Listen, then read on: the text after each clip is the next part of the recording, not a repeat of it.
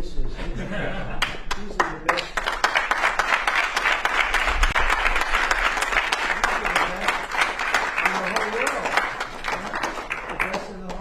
IBM, the whole group, huh? What a wonderful culture and what a wonderful group of people. Thank you very much for coming. It's really nice. Thank you. Come on, I'll slide over here.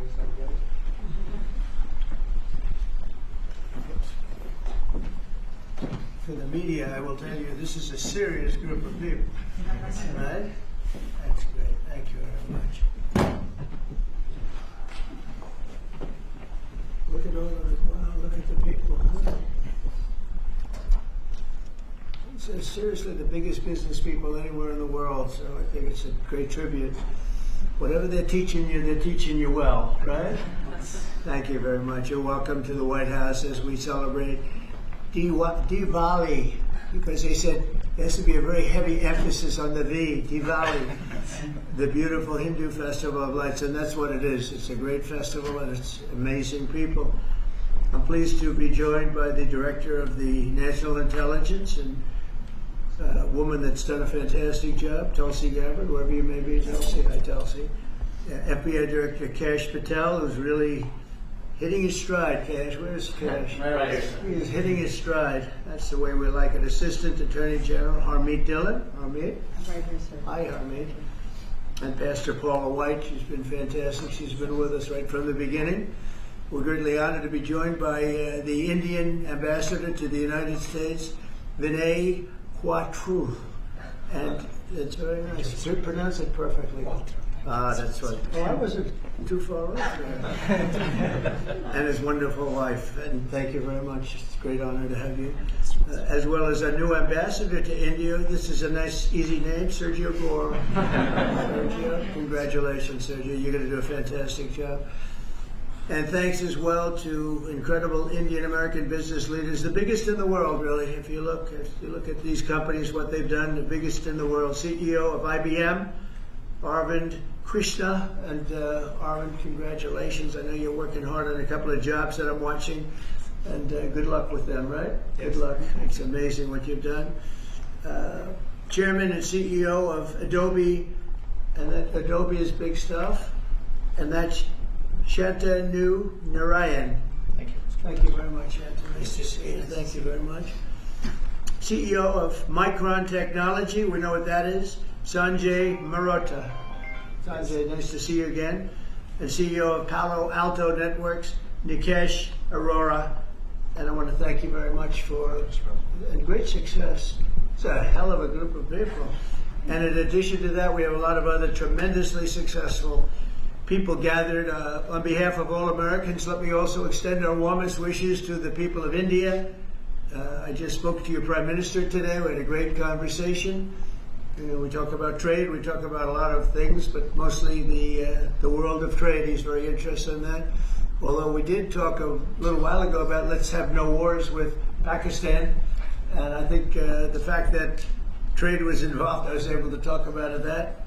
And we have no war with Pakistan and India, and that was a very, very good thing. But he's a great person, and he's become a great friend of mine over the years. In a few moments, we'll light the Diya as a symbol of faith in the victory of light over darkness. It's a beautiful term, light over darkness. That's what it's all about.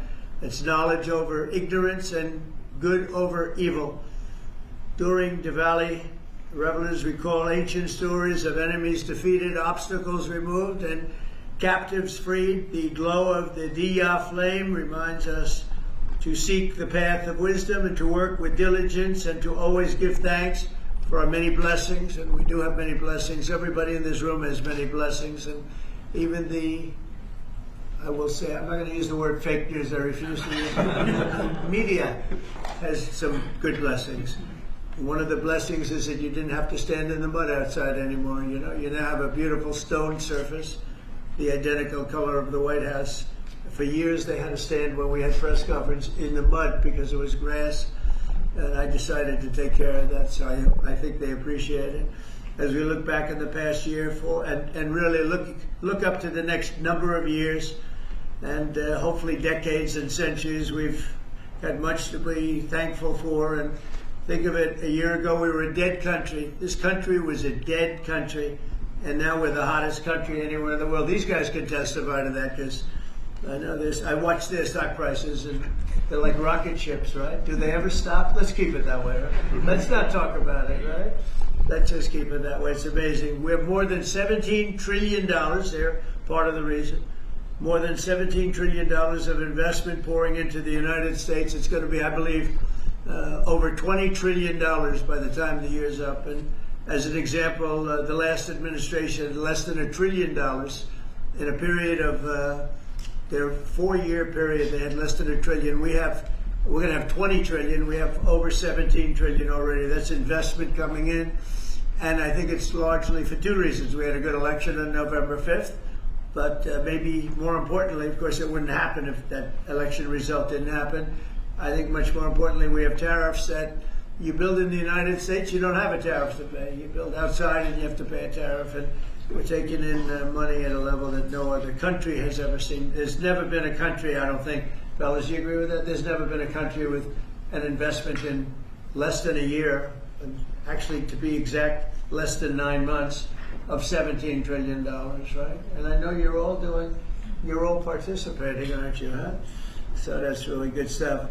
The economy is roaring, the incomes are rising, and small business confidence is at the highest level in over a decade. So the confidence levels, which means something, they think over the last 10 years, I don't think they go beyond that. We have the highest level of confidence in our economy. Gasoline prices are way down. Grocery prices are way down. Energy prices are way down. Mortgage rates are down. We have a real stiff at the Federal Reserve. I can't help that. But he's going to be leaving soon. And inflation has been defeated. But even though his rates are too high, the economy has been amazing. Our border is secure, totally secure. We had nobody in the last 4 months coming through illegally, which is actually hard to believe because, they give me those numbers, but essentially it would be just about nobody. They actually say zero. That's actually hard to believe. You have zero when you had millions pouring across a year and a half ago, 2 years ago, but we have it down to practically nobody. And they are coming in, but they're coming in legally. And we're forging peace all over the world. We're putting America first. We're getting everybody to sort of get along. And I just got a call from the Middle East. We're doing very well there. We have many, many countries, as you know, signed on to peace in the Middle East, and nobody thought they'd ever see that happening. The Hamas situation, where they're pretty violent people, I would say, that we could put that out in 2 minutes. We're giving them a chance. They agreed that they'd be very good, very straight. They wouldn't be killing people, and they have killed people. That wasn't the deal we made, but if they don't honor the deal, they'll be taken care of very quickly, but I'd rather not have to do that. But we have total peace in the Middle East. We have levels of friendship with everybody, and every countries that hated each other now love each other. Nobody ever saw anything like it. I think you guys are pretty surprised over here, right? You're surprised, but a lot of people are surprised. Are you guys surprised? Peace in the Middle East. You've been hearing about it for as long as you've been alive, and it's been a lot longer than that. You're still pretty young, but we have peace in the Middle East, and so as we light the Diya, we look forward to a new year and a greater peace and a greater everything for all of us. And we want tremendous success, tremendous health. We're doing a lot of things in the world of health, and the autism situation is just crazy when you think of it. And you go back 20 years, it was 1 in 20,000, and now it's 1 in 12. Is that hard to believe? When I hear that number, it's not even believable. And we think we're onto it. Bobby is doing a great job, and Dr. Oz, all of them, they're really working hard. Nobody's ever seen anything like that. And it's been a very important factor for me. I just say you got to focus on that. We think we have a lot of the answers. We've announced a lot of the answers, actually. But we're looking at many things. We've made tremendous progress. And maybe the thing we've done the best on is prices for our drugs. We have favored nations now, where other nations, as you know, were paying a small fraction of what we were paying. And this was for many, many years this was happening. This was set up 30 years ago where we were paying 10 times more, 12 times more, 5 times more, always tremendous numbers more. And I said, we're not doing that anymore. And the drug companies have agreed and the countries have agreed. Now, if I didn't have tariffs, I wouldn't have been able to get it. I said, well, if you don't agree, we're going to charge you tariffs for more than the equivalent amount. And amazingly, everybody agreed. So our drug prices are going to be coming down 100%, 200%, 300, 400, 500% in some cases. A pill that cost $10 in London would cost $120 in, think of it, $120 in New York or any place in this country. A drug that cost $86 in Berlin cost $1,300 in New York and throughout the United States. So we're not doing that anymore. So we're just not doing it anymore. So I just want to, and I think that's going to be huge for our anything, Medicaid, Medicare, Social Security, anything having to do with health, because the drug prices are going to be coming down. And I tell the story, my last administration, my 4th year, I was so honored because I brought drug prices down. The first time in 28 years, prices were brought down by a certain amount. I'll tell you what the amount was in a second, but by a certain amount. And so at the beginning of the year to the end of the year, I actually brought them down. First time in 28 years it happened. And the number was 1/8 of 1%. That's all I say. But I was proud because first time it ever happened. And now I'm bringing prices down 600%, 700%, 900%, 200%. So I can't believe I actually had a news conference to celebrate 1/8 and 1/4 of 1%. But that was, you learned, right? You learned. So we're doing, and you guys know more about favored nations than anybody. So we're going favored nations, we're demanding it, and we've got it. And as you know, we had Pfizer, we had the big companies, they were all agreed or close to agreeing, but the countries have agreed to. Actually, the countries would be generally more difficult. If we didn't have the power of tariffs, they wouldn't have agreed. They would have said, nope, you got to pay 10 times more than we're paying. We were paying 10 and 12 times more than other countries for the exact same pill made in the exact same lab or factory. So it's an amazing thing. I think it's an absolute game changer. Nobody's ever even heard of a thing like that. And you'll see the results over the next year and a half, and I think it's great. So I'd like to ask a person who's really been fantastic. We'll ask a few of the people to say a few words. You're on international television, so don't get nervous. Cash, would you say a few words, please? You've done a fantastic job. Well, thank you, Mr. President. It's an honor to be a first-generation Indian American whose parents lawfully immigrated to this country, and under your leadership, so many more millions of Americans are living that dream. And to celebrate it here in the Oval Office on Diwali, which you said, rightfully so, is a triumph of good over evil. It's just an incredible honor. It's incredibly humbling. Indian Americans around the world and Indians around the world are thrilled that you are such a profound leader in sharing this diversity with the world, and we can't thank you enough, and happy Diwali. Good. Well, thank you, and congratulations on everything. And how about a great company, IBM? He's taken this company from, it was a little troubled, as I remember, a few years ago, like 10 years ago, to being one of the hottest companies anywhere in the world. Arvind, could you say a few words? Thank you, Mr. President. In the spirit of Diwali, we should also acknowledge all that the President and the administration is doing to really boost technology, innovation, and that leading to economic growth. I want to point out, people forget often how much public and private partnerships in the United States have mattered to boost technology.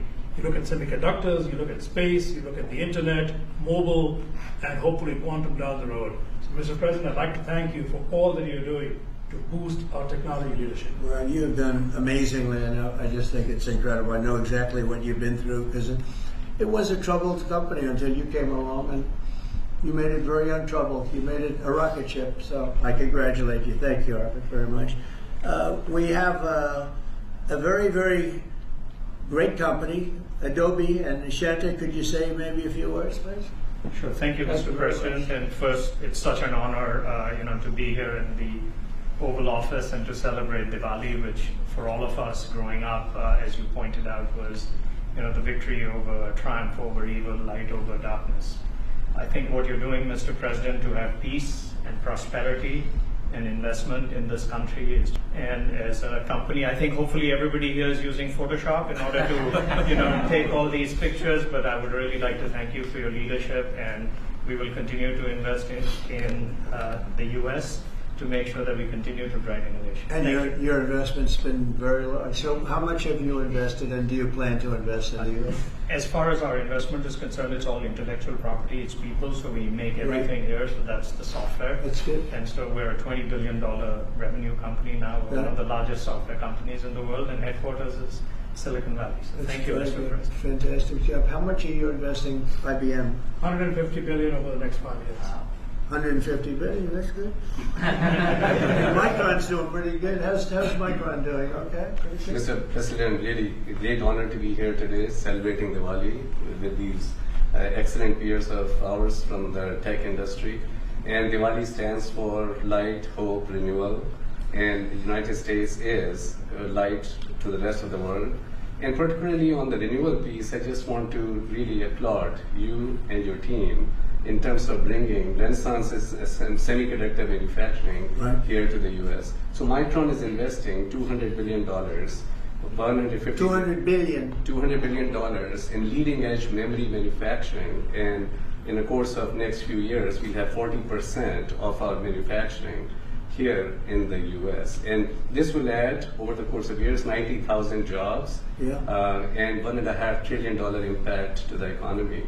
So we are very thankful to the support that we get from your team and Mr. President, from you, in terms of bringing memory here to the U.S. And memory is key with AI today, right? Yeah.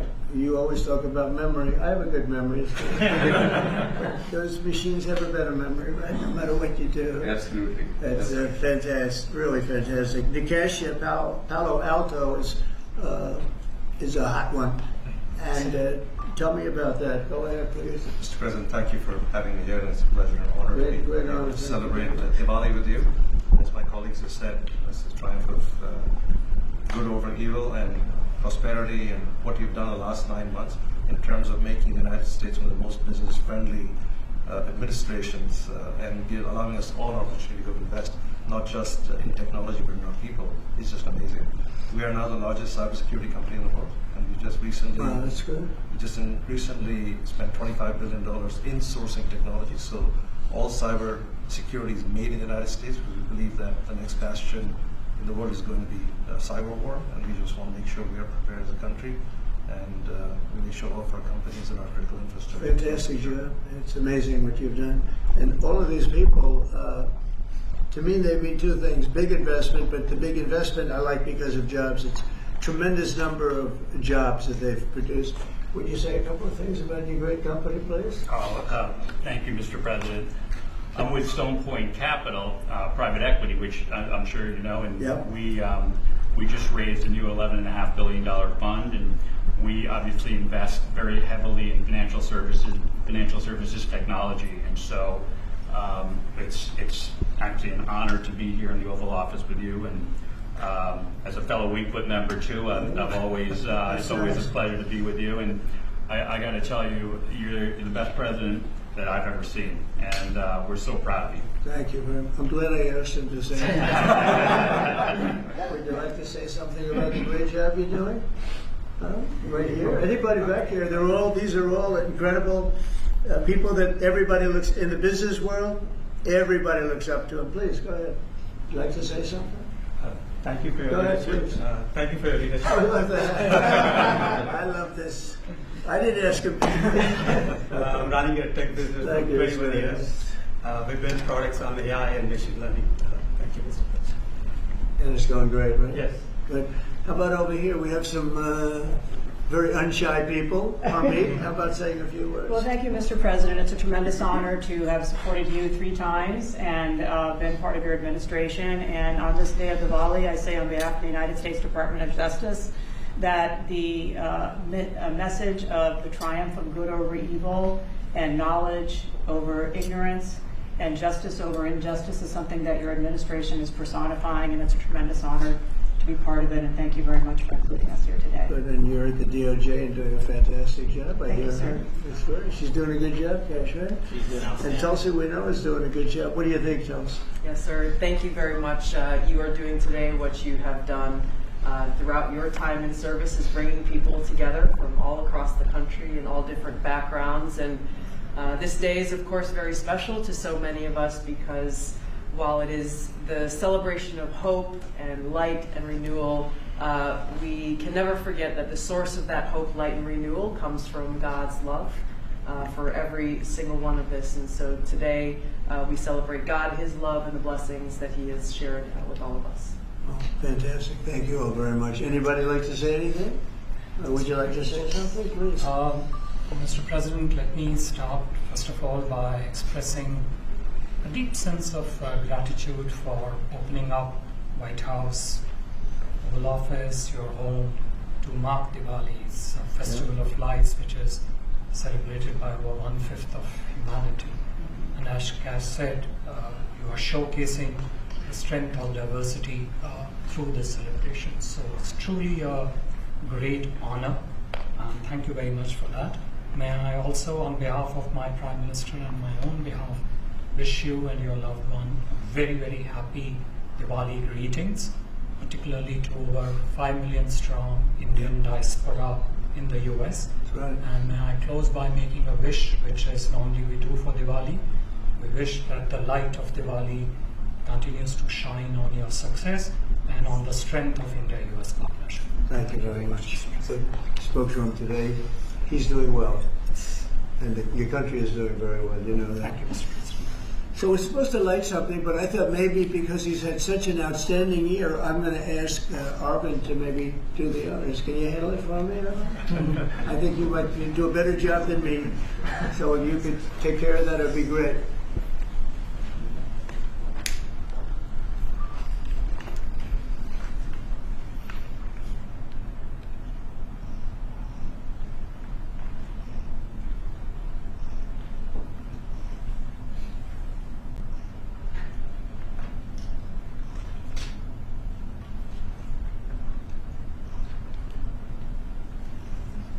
Well, he's done a good job. I didn't know you were supposed to do that. I'm glad I asked him to do it.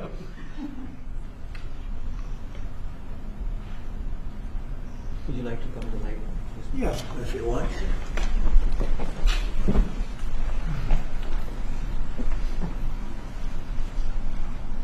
Okay.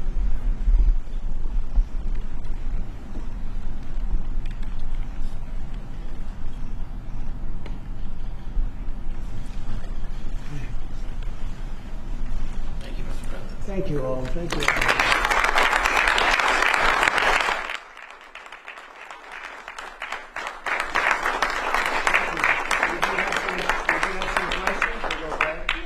Mr. President, the meeting with Vladimir Putin is canceled or put on hold. Do you know what happened there, and does that affect your decision whether or not to send tomahawks? to No, Ukraine? I don't want to have a wasted meeting. I don't want to have a waste of time. So I'll see what happens. But we did all of these great deals, great peace deals. They're all peace deals, agreements, solid agreements, every one of them. But this one, and I said, go to the line of battle, the battlefield lines, and you pull back and you go home, and everybody take some time off because you got two countries that are killing each other. You got two countries that are losing 5,000 to 7,000 soldiers a week.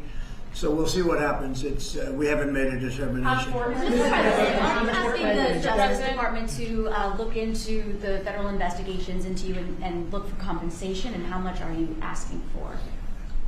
Who's asking for what? Are you asking the Justice Department to pay Whose you compensation Whose for compensation? your federal investigations into you? Are you asking them to pay compensation, and how much? Into me? I don't get any compensation. I do it for nothing. I gave up my salary.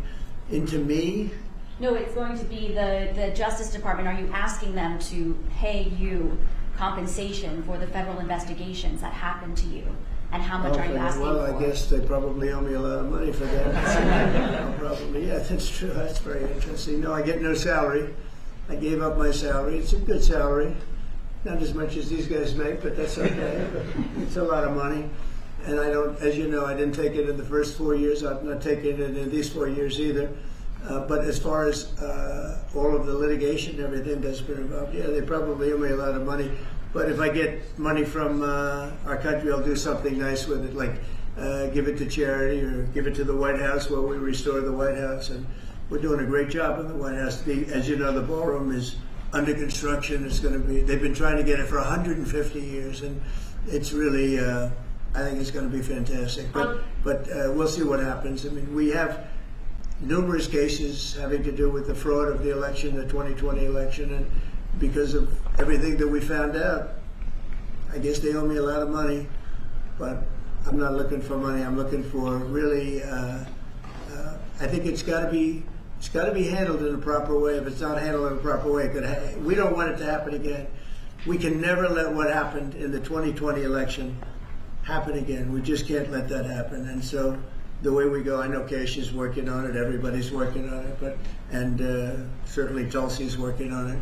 We can't let that happen again to our country. Look at what's happened where you have millions of people being allowed to come into our country, all because of a crooked election, where they come from prisons, they come from jails, they come from mental institutions and insane asylums, they're drug dealers. The people that they've allowed to come into our country, we cleaned them out in Washington, D.C. We have a very safe capital right now. We have a capital that's as safe as it can be. But I don't know. I mean, you'd have to ask the lawyers about that. Mr. President, what did you hear from the Kremlin, Mr. President? A comment and a question, please, for you. First of all, you have just 1 billion plus hearts around the globe, including in India, by celebrating the Diwali in the White House right here. And my other comment says, Mr. President, I like his question already. In February, you and the White House staff gave a warm welcome to the Prime Minister of India, Mr. Narendra Modi. Right. And after that, I decided to make a short trip to India for you, how popular you are in India.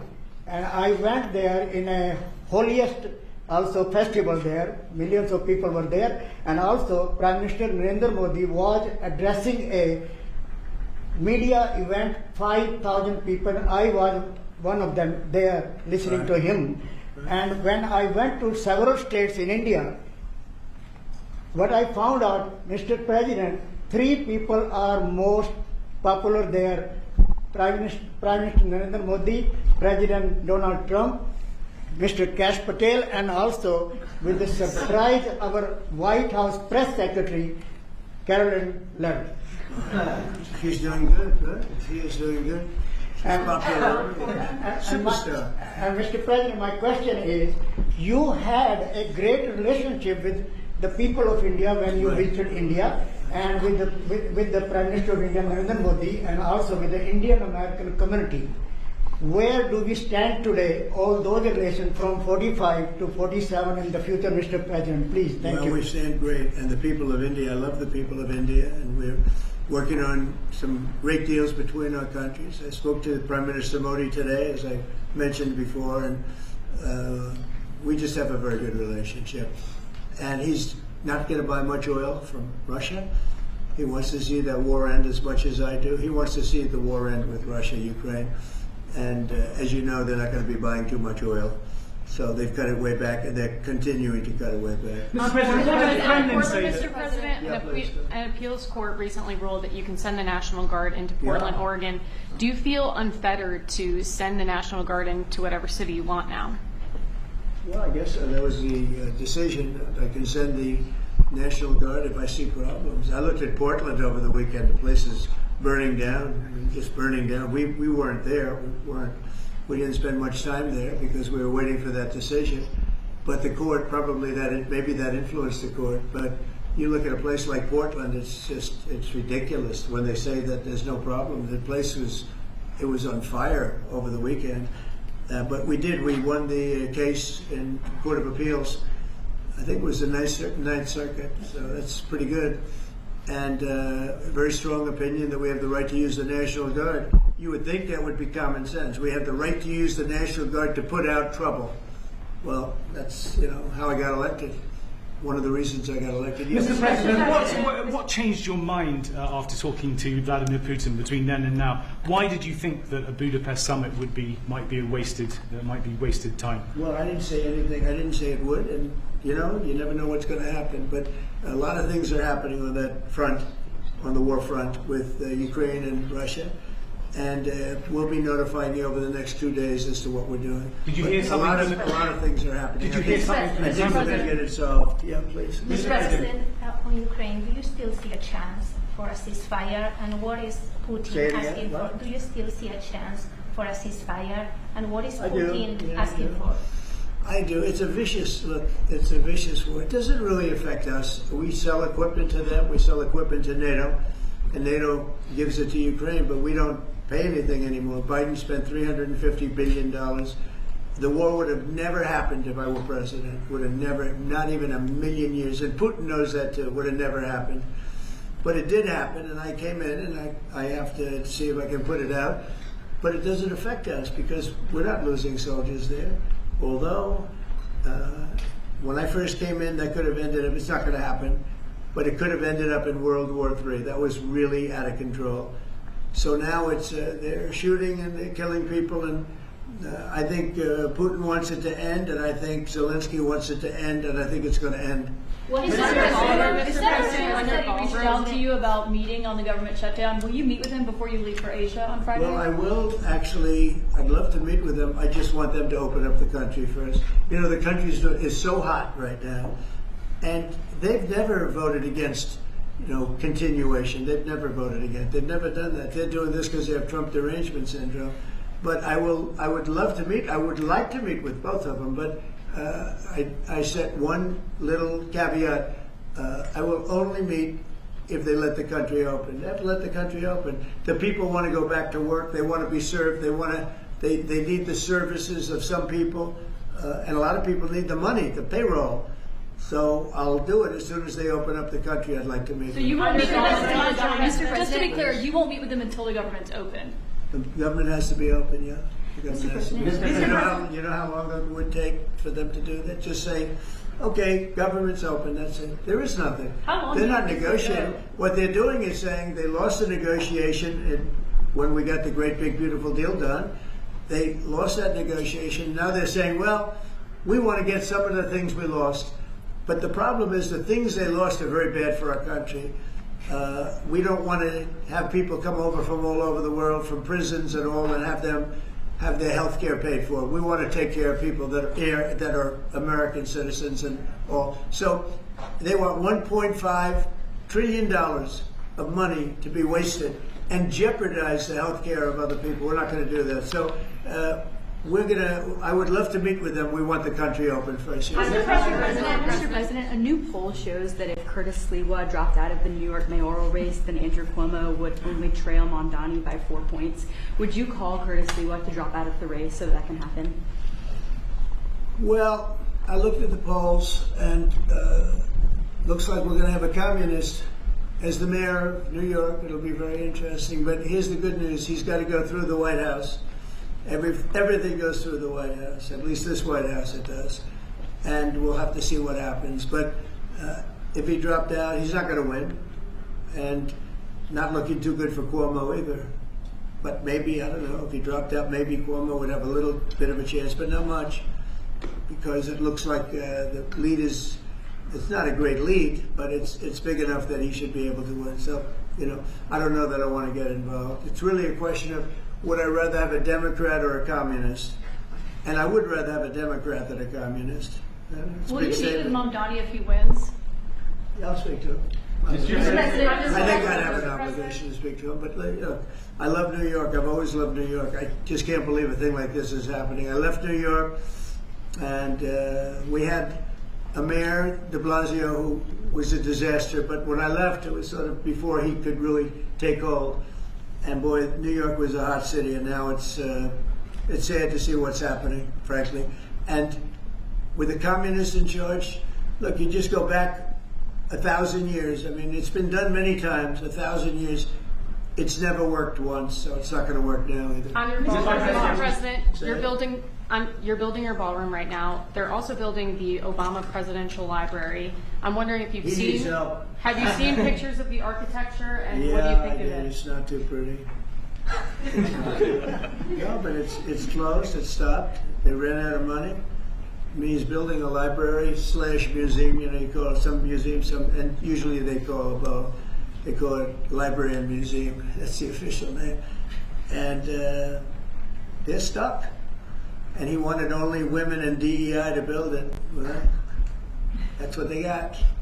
And the construction workers are standing out there and saying, we want to be able to build it. You know, you have I built a great building in Chicago, as you know, a big, beautiful building, one of the tallest buildings in the country. And we got it built very quickly, very well. And we used the construction workers of Chicago. They're great workers. They're great construction people. And I suggested he get them involved. But they're hundreds of millions of dollars over budget. And I think it stopped. I'm reading these terrible stories.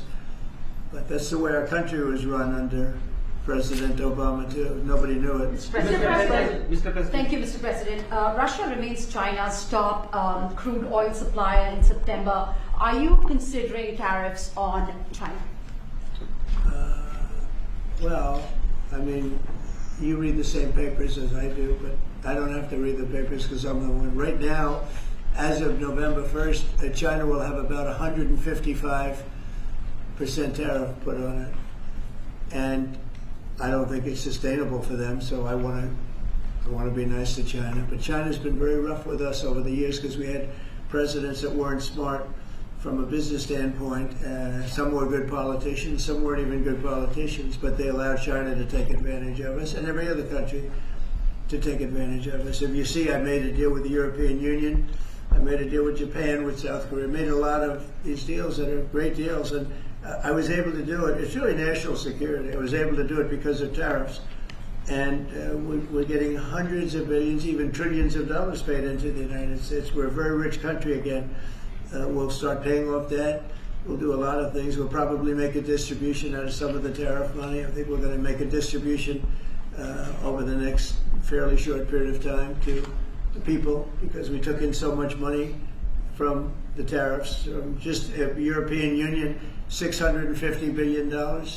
Japan, $550 billion. South Korea, $350 billion. That's even a lot of money for you guys, right? That's not bad, right? But no, we're taking in a lot of money, and it keeps people like this here because that's why they're coming in. I mean, you wouldn't be, I mean, I'm not going to speak for you, but generally they won't be coming in if it weren't for tariffs. They come in here and they don't have to pay any tariff. If they do it outside, they pay a lot of money, a lot of tariffs. The money comes to us. And in order not to pay the tariff, they come and they build here. That's why we have more plants under construction than we've ever had in the history of our country. And you wouldn't think it's complicated, but you would have thought somebody would have done this a long time ago, sitting in this beautiful seat behind what's called the Resolute desk. You know that, right? This is a very famous. This is even more famous than any of your desks. But your desks are very good. Can I just follow up on her question to you? Because the New York Times is reporting that your legal team is seeking $230 million from your own Justice Department now in response to the investigations into you. Is that something you want your legal team to do? I don't know what the numbers are. I don't even talk to them about it. All I know is that they would owe me a lot of money, but I'm not looking for money. I'd give it to charity or something. I would give it to charity, any money. But look, what they did, they rigged the election. And as you know, we had, in one case, 60 Minutes had to pay us a lot of money. George Slobodanopoulos had to pay us a lot of money, and they already paid. You know, they paid me a lot of money because what they did was wrong. And you know, when somebody does what's wrong, now with the country, it's interesting because I'm the one that makes the decision, right? And you know, that decision would have to go across my desk, and it's awfully strange to make a decision where I'm paying myself. In other words, did you ever have one of those cases where you have to decide how much you're paying yourself in damages? But I was damaged very greatly, and any money that I would get, I would give to charity. Thank you, Mr. President. Is the Democrat Party now more Zohran Mamdani's party than it is even Leader Schumer's or Leader Probably Jeffries? is, yeah. Look, it's, I Maybe he'll run for president in 4 years. You have a communist president. That would be interesting, right? I don't see it happening. You know, I've always said you will never see, and I always talked about socialism, and you will never see a socialist so-and-so. And I was right. I say it in speeches. We will not have socialism in our country. And I was right. Communism, yes, but socialism. In other words, they skipped socialism and they went down to communism. No, he's a communist, and he's going to be maybe the mayor of New York. I don't know. Maybe, you know, polls are wrong, but these polls seem to be pretty consistent. But he would be, I would say he would be the leader of the party. It's not Schumer. Schumer's shot. He's shot. This poor guy, I feel sorry for him. I've known him for a long time, but he's I think he's mentally gone. He's been beat up by young, radical lunatics. And I think Chuck Schumer is, he's gonzo. I really do. I think he's probably not going to run. It shows that he's losing in every poll. Now, this is hard. You know, he wants to meet with me. It's sort of hard to meet with a guy after I make a statement like that, but I'm just giving the facts. I think Chuck is probably finished. I know some people, Democrats, that would be good. Some good politicians and some, you know, reasonable people. But I understand that they would not have a chance of, you know, getting even the concept of holding the torch. They're not going to get it. But they have some people that I really believe they're low IQ people. They're stupid people. And they seem to be leading the party. So we'll see what happens. Look, the Republicans are strong. We have great leadership. We're very strong in every way, and we're going to keep it that way. But we are really a strong party. You know, our party's grown magnificently. We've gotten, when I look at all the union votes I got, nobody thought that was ever possible. Look at the election where I won I won everything. I won all 7 swing states. If you win 3 or 4 swing states, you're doing great. I won all 7 by a lot. And I think the best thing when you look at districts, 2,700 versus 525. That's big. That's why the map shows all red. So we won in a tremendous landslide, and that's because people like our policy. I guess they like me, but they like my policies. Strong borders, good education, low taxes. You know, in the great big beautiful bill, we got the biggest tax cut in history. Not only no tax on tips, no tax on Social Security, no tax on overtime, we got the biggest tax cut in the history of our country in the bill that we just approved. And I think people see that and they like it, and that's why we're doing well, but they are not. They do not have leadership. Thank you very much, everybody. Thank you, guys. Thank you very much. Thank you, guys. Thank you.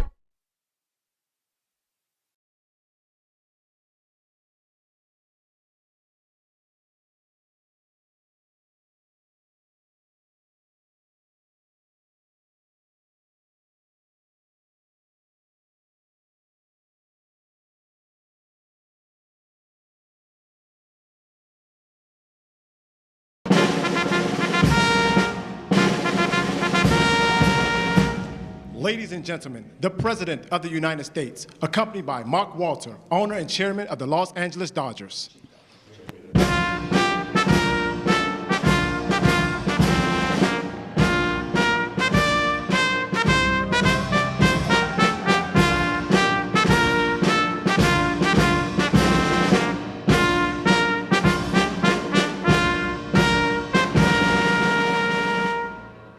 That's a good-looking group. I see some people oftentimes, like politicians behind me, it's not so pretty. That is a very good-looking group of people. And I'm thrilled to welcome to the White House and very special people, actually, very talented people, the 2024 World Series champion, the Los Angeles Dodgers.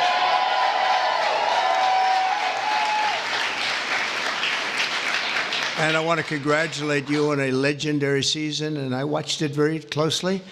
Some of those teams were home teams, and you did a big number. You're really amazing how it all came out and how it all ended. With us today is Dodgers owner and chairman Mark Walter. Thank you very much, Mark. Congratulations.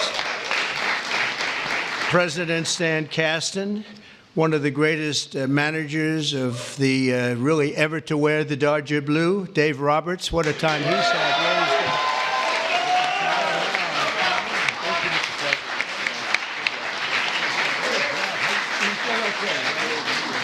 Thank you, sir. That's great. What a job. I think he would have lasted even with George Steinbrenner, right? I love George, but he was very quick. He would, you lose 2 games and you were fired, right? Great job, Dave. Also want to recognize Secretary of Agriculture. We have some great people, Brooke Rollins, who, you know, when I came to office, they said the eggs are gone through the roof. Eggs.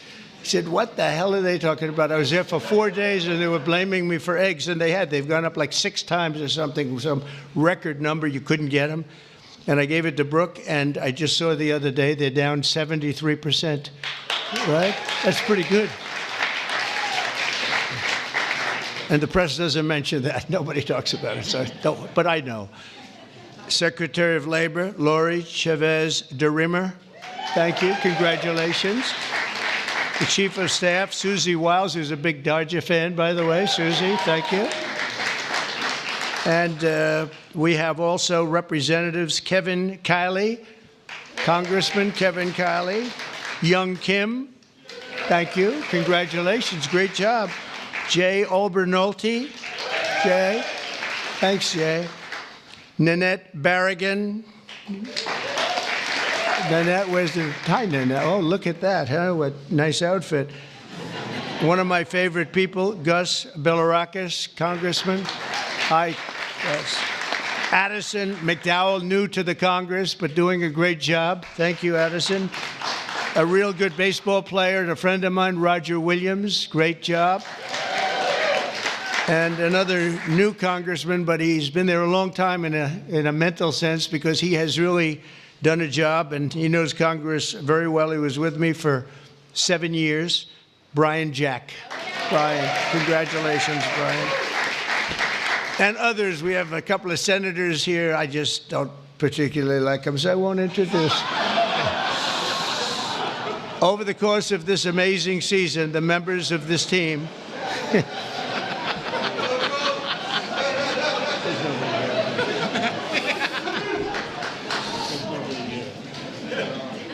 I didn't think it was that big a deal, actually. Washington. Over the course of this amazing season, the members of this team gave us some of the most incredible performances ever seen in the baseball diamond. In all of baseball history, only 6 players have ever hit 40 home runs and stolen 40 bases in a single season. And an elite group known as the 40-40 Club. It's a 40-40 Club, and very few people make it. But unanimous National League MVP, Shohei Ohtani.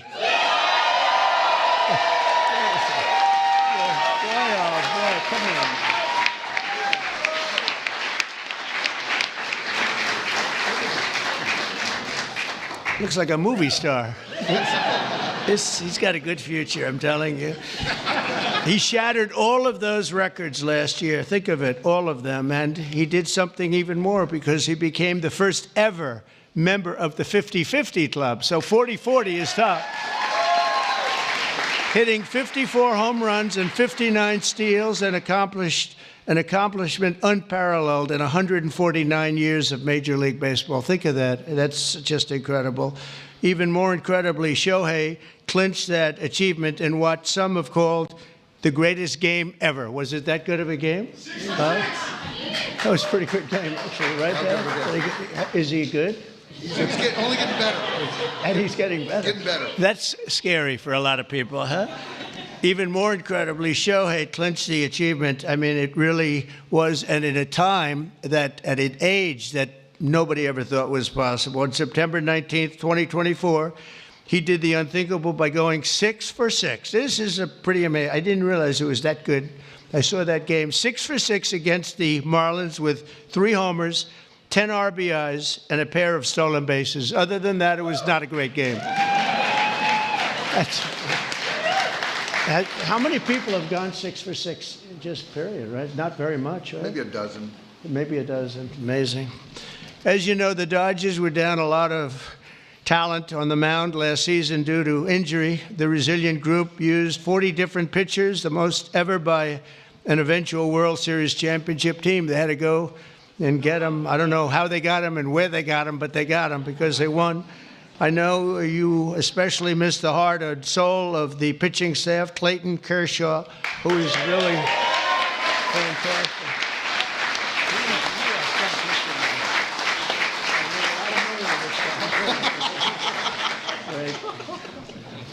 These are the best-looking people I've ever seen. It's incredible.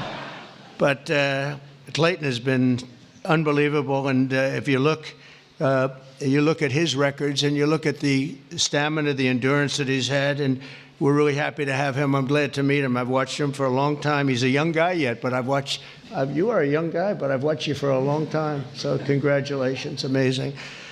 All year the Dodgers faced down adversity. You entered the playoffs battered and bruised, but not broken. When you ran out the healthy arms, you ran out of really healthy. They had great arms, but they ran out. It's called sports. It's called baseball in particular, and pitchers, I guess you could say, in really particular. But the starting rotation during the National League Division Series, this scrappy Dodgers